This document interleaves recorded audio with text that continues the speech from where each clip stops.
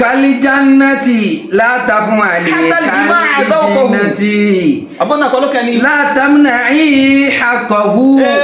hatta al-jima'a dhawqahu. so ri bo ba ti fún lóúnjẹ tẹnu tó ń dáná tó dáa fún lọ́dẹ tó wọ kitchen tó ṣàwọn nǹkan tó dáa tó náà fa àwọn owó gidi ilẹ̀ tó fi ṣe tó dáa ó dà dédé tó bá sá ti ní tó fún ọ ní dédé bọ́lọ́run bá ṣe kẹ́ ẹ tó dédé bọ́lọ́run bá ṣe kẹ́ ẹ tó kì í ṣe pé ní kọ́ wá lọ máa wo lé míì pé bọ̀kọ̀tọ́ làwọn jẹ chicken ńlá làwọn jẹ turkey kan ní odidi ẹran kan náà pa sínú freezer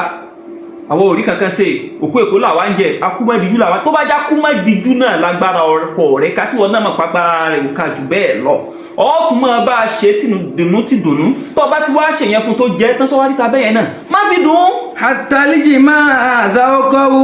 tó bá ti jẹun tán yóò tún jẹun ọgbọ́n afákúnfà ni tó bá ti ṣe kí ni tán tó bá ti jẹun tán yóò tún jẹun oúnjẹ kejì ìwọ náà ni ó jẹ yóò jẹ ọ ẹjẹra yín jèrè. kuni lahu kalijannati la taf'ali kalijannati. àṣẹ àdébùwà Muhammad sallallahu alaihi wasallam sí ni èyí sì sọ pé mo tijú ọ sì wá tijú lọ́dọ̀ ọkọ rẹ ìwọ àtọkọ rẹ halali rẹ wá lọ tijú ojú kíni kò sí tijú kẹkẹ o bọ́ọ̀lẹ̀ fún ẹṣẹ́ bó bá ti wé túlẹ̀ so àṣẹ Ọlọ́run ni kí wọ́n gbọ́n máa pè é gbogbo ìgbà pé ọkọ mi my dear óyá ṣe ti jẹun tán kẹtọ́ wá jẹun ìyá ìwọ òpó náà ọkọ wọ́n á lọ bó oúnjẹ ẹja ọlọ́kọ oúnjẹ tìyàwó rẹ lọ́rùn ọkọ tìyàn ọtọ́ akọ tì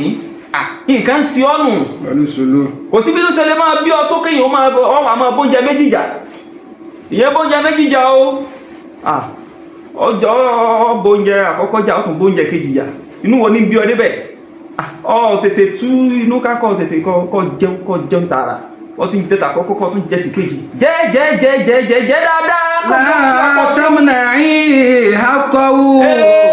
hatta al-jima'a dhawqahu. jẹ́ dáadáa gbogbo tó bá lè jẹ́ bẹ̀ jẹ́ gbogbo tó bá lè mú bẹ̀ mú. la taf'ali kalijannati.